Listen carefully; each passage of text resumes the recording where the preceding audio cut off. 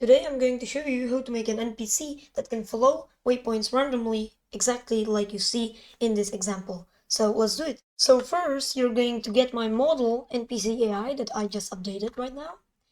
And now it has two options. It can follow the players, which I showed in the previous video, and now it can also follow randomly these waypoints. So in this NPC, go into AI follow waypoints, enable that in the properties window, and disable the AI chase script. So now it will follow the waypoints. Now let's go to Toolbox, Creator Store, and let's search for Forbidden API. Open this up, Forbidden, put it in replicated storage, delete this, and now we're not done. We need to create the waypoints, so create a folder in workspace, and let's call it waypoints, and let's create a part. I'm gonna make it white, I'm gonna set can collide off. Okay, and I'm gonna put few of the waypoints here.